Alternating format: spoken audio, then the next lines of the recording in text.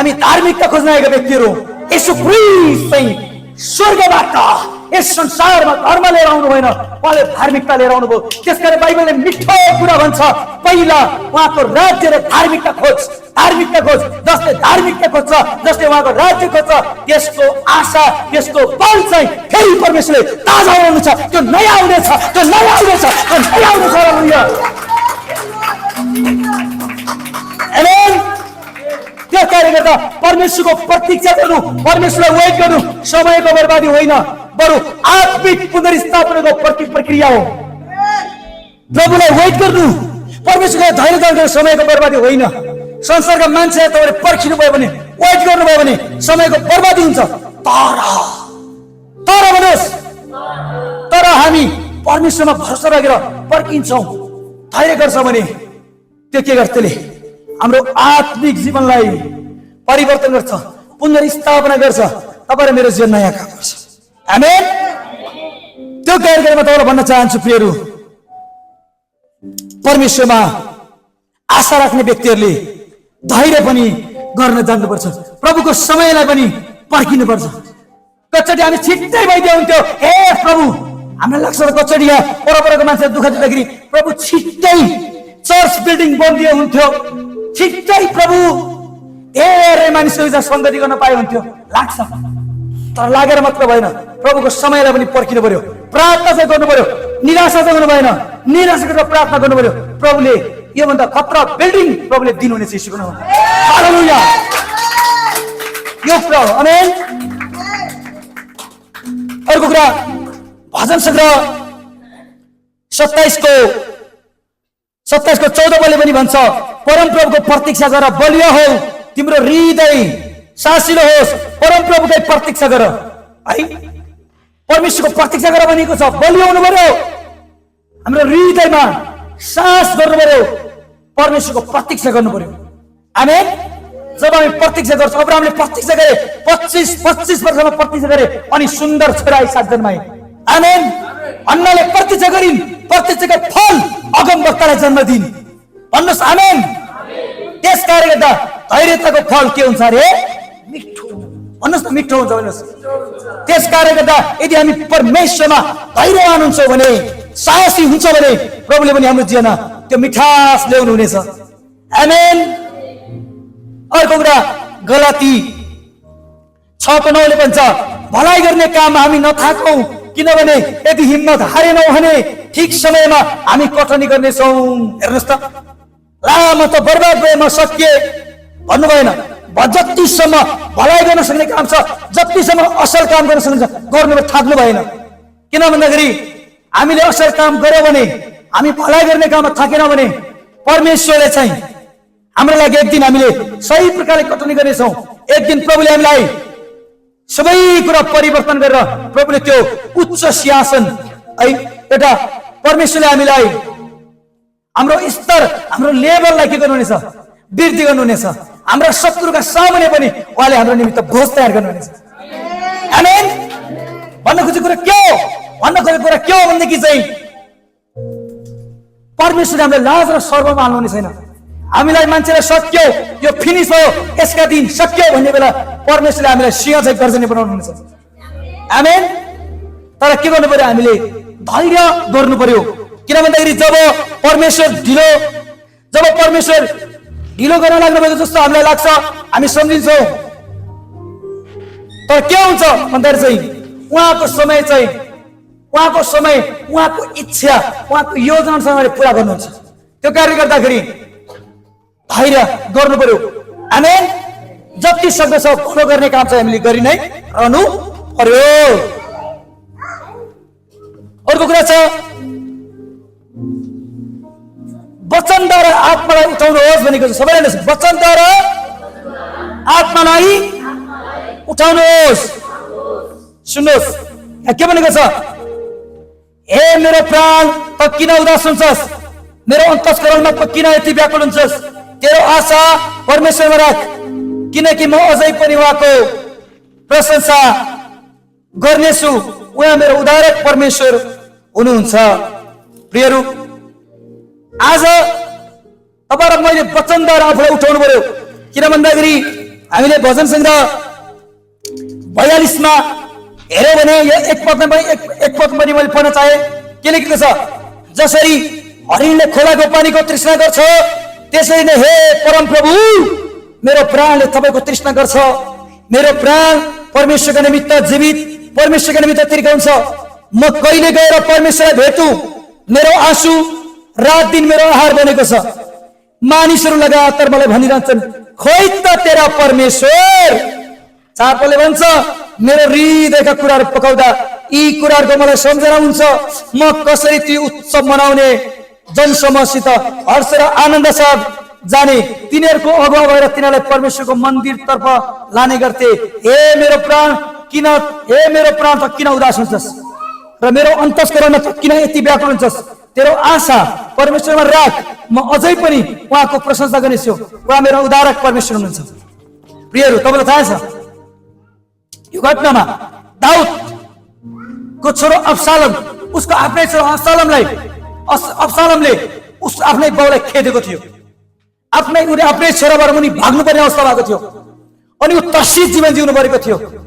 अनि शत्रुहरूले ऊ एउटा पहिला के थियो, अगुवा थियो, किन उसले सबैले नेतृत्व गरेर परमेश्वरको मन्दिरतिर लाने गर्थ्यो। अब ती व्यक्तिहरूले अब ऊ दुःख घडीमा, ऊ निराशको घडीमा उसलाई कसैले सहायता गरेको छैन। तर पनि अब आफूले प्रश्न गर्दैछ र भन्दैछ, हे प्रभु, हरिणले खोलाको पानीको तृष्णा गरे जस्तै फेरि पनि म तपाईँको वचनको लागि तिर्खाउँछु। आमेन। तपाईँको वचनको लागि तिर्खाउँछु। मेरो परमेश्वर, तपाईँ जीवित प्रभुको लागि म तिर्खाउँछु। मान्छेले भन्छन्, खोइ तेरा परमेश्वर किन तपाईँ बचाएन? कहिलेकाहीँ शैतानले तपाईँ मेरो हृदयमा अन्य व्यक्तिद्वारा ए भन्छ, खै त तिमीहरूको परमेश्वरले गरेन त, कहाँ छ, कस्तो छ भन्ने कस्तो यस्तो प्रश्न तपाईँ र मेरो लागि पनि आउने गर्छन्। तर प्रियहरू, तपाईँ र मैले एउटा कुरा बिर्सनु हुँदैन।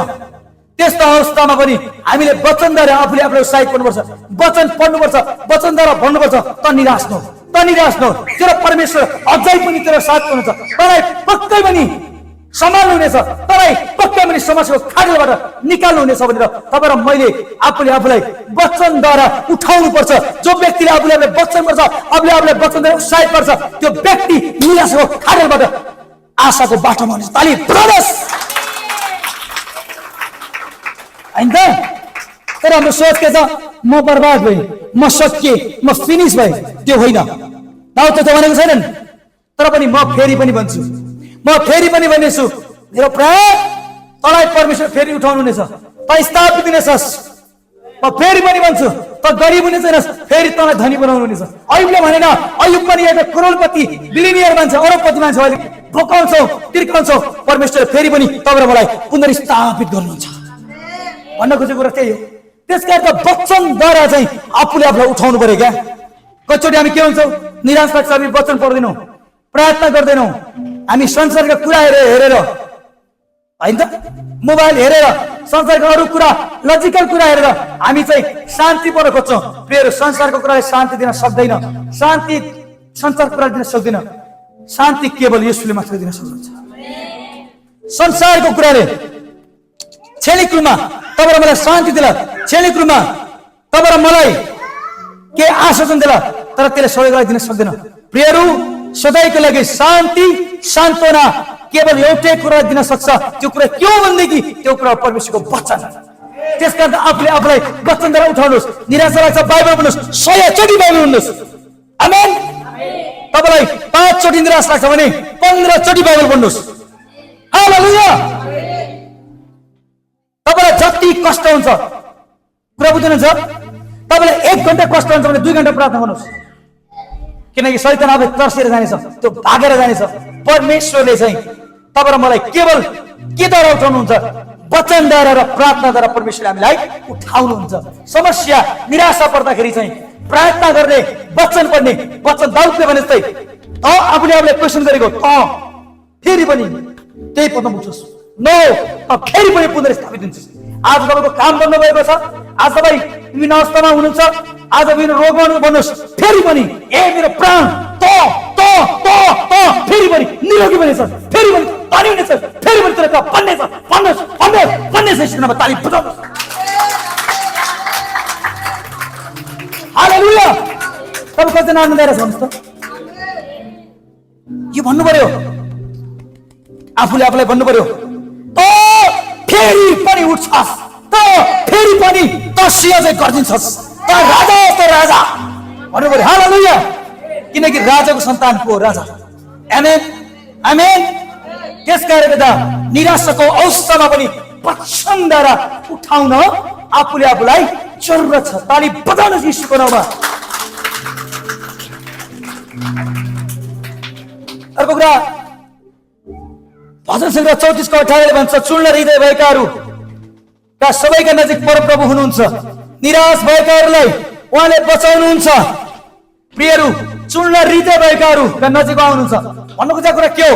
जब कोही व्यक्तिले परमेश्वरमा भरोसा गर्छ, पश्चाताप गर्छ, हृदयमा टुक्रिन्छ भने त्यो व्यक्तिको नजिक प्रभु आउनुहुन्छ। अनि निराश भएकाहरूलाई प्रभुले बचाउनुहुन्छ। दाउद निराश थियो, दाउदले हृदय चूर्ण गर्यो, प्रभुले उसलाई प्रभु उसको अगाडि आउनुभयो, उसको नजिक आउनुभयो, उसलाई बचाउनु भयो। प्रियहरू, आज हामीलाई निराशमा छौँ, विभिन्न कुरामा छौँ भने हृदय चूर्ण पार्नु पर्यो। तपाईँ र मेरो नजिक खुसीको कुरा के छ? तपाईँ मेरो नजिक उहाँ आउनुहुन्छ। तपाईँ र मलाई नजिक आउने मात्र उहाँले बचाउनुहुन्छ। आमेन।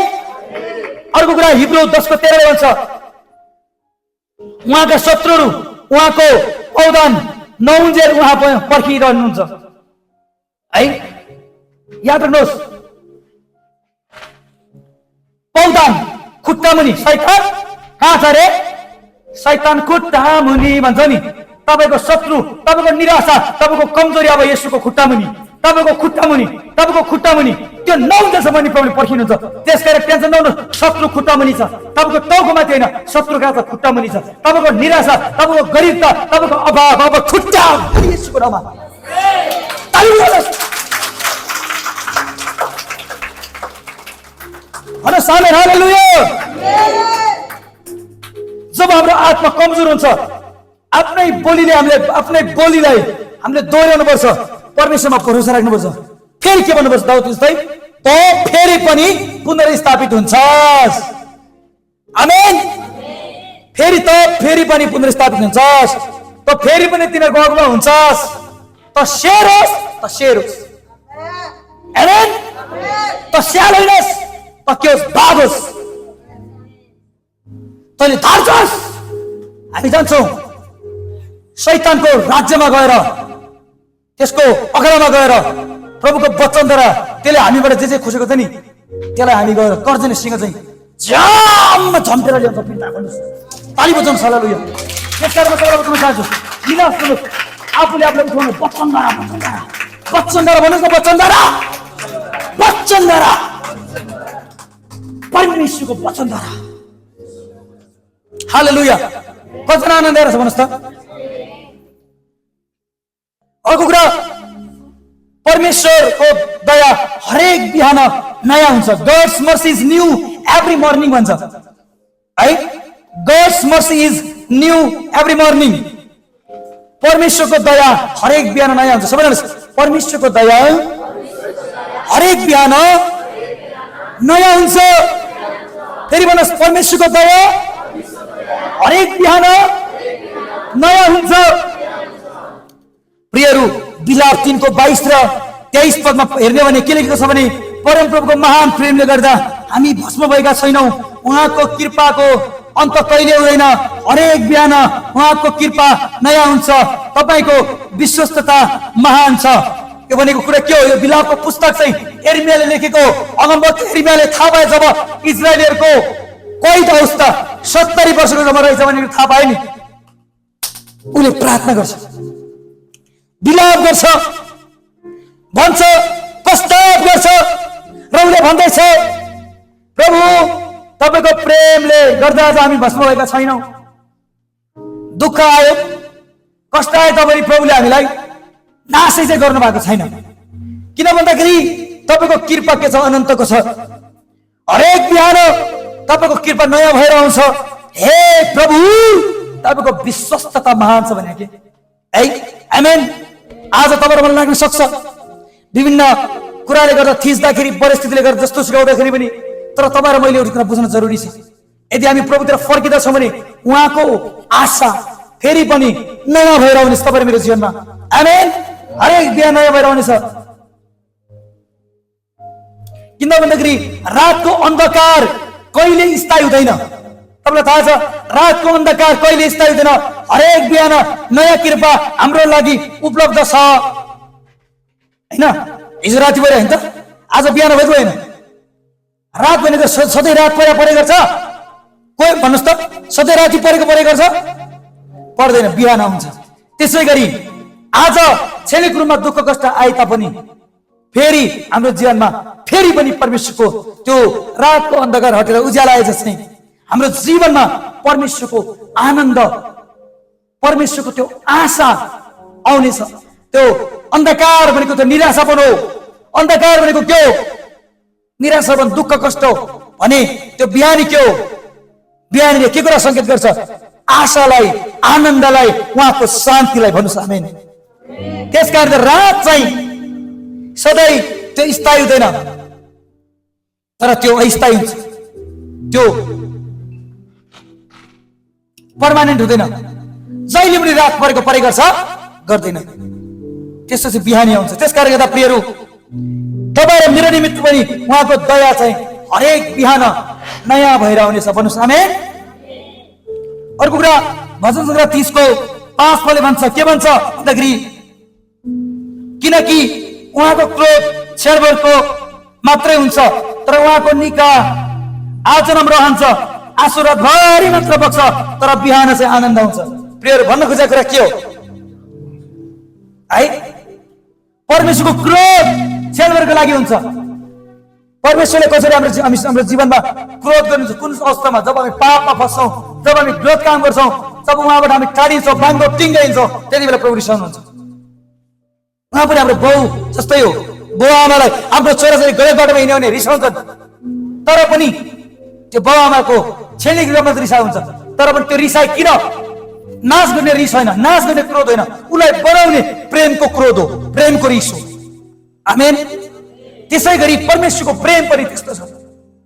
जब हामी पाप गर्छौँ, गलत बाटोमा हिँड्छौँ, उहाँ चाहिँ केही छैन, हाम्रो बात सुन्नुहुन्न, केही छैन, त्यतिकै छोडिदिनुहुन्छ। तर हामी जब हामी उहाँमा फर्किन्छौँ, प्रस्ताव गर्छौँ, फेरि पनि प्रभुले हामीलाई अँगाल्नुहुन्छ, फेरि पनि परमेश्वरले आशा दिनुहुन्छ, फेरि पनि परमेश्वरले पुनर्स्थापन गर्नुहुन्छ। ताली बजाउनुहोस् यसलाई, हालेलुया।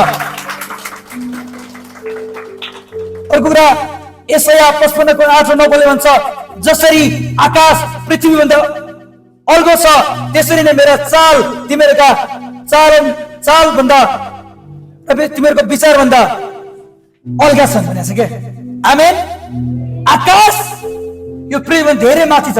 त्यसै गरी प्रभुको सोच, प्रभुको विचार हामीभन्दा धेरै माथि छ। कतिचोटि हामी के लाग्छ भने संसारमा छौँ, हामीलाई कसैले दुःख दियो, कष्ट दियो भने हामीलाई के लाग्छ? प्रभु त्यो मान्छेको अहिले नै न्याय गरिदिन सक्छौँ। तर प्रभुको सोच त्यो होइन। प्रभुले कतिचोटि धैर्यवान गर्नुहुन्छ। किन भन्दा उहाँको अनुग्रह कारणले गर्दाखेरि। किन भन्दाखेरि कतिचोटि मान्छेले पापै गर्दाखेरि पनि कतिचोटि मान्छेको जीवनमा त्यति साह्रो आपद विपद आएको हुँदैन। किन? यसको मतलब के हो? परमेश्वरले पापदेखि खुसी हुनु भएको होइन।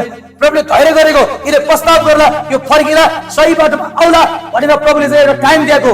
तर पनि प्रभुले टाइम दिँदा पनि त्यो गलत बाटोमा रहिरह्यो भने त्यो व्यक्ति जको त्यही हुन्छ, नाश हुन्छ अन्तमा।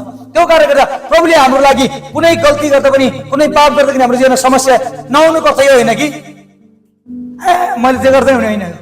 प्रभुले धैर्य गरेको, कतिखेर फर्किँदैछ, कतिखेर विचार गर्छ, कतिखेर सही बाटो ट्रेकमा आउँदो रहेछ, प्रभुले कसरी कुरो विचार गर्नुहुन्छ। त्यो कारणले गर्दा हामीले बुझ्न जरुरी छ। आमेन। हरेक बिहान चाहिँ हामीले प्रार्थनासँग सुरु गर्नु पर्यो, हे प्रभु आज मेरो हृदयमा नयाँ काम गर्नुहोस् भनेर। हालेलुया। अर्को कुरा, परमेश्वरको वचनले हामीमा पुनराशा ल्याउँछ। सबैले परमेश्वरको वचनले हामीमा फेरि आशा ल्याउँछ। आमेन। किन भन्दाखेरि भजन सङ्ग्रह 119 को 14ले भन्छ है, के भनेको छ भन्दाखेरि चाहिँ याद गर्नुहोस्, पढ्नुहोस् कसैले 119 को 14।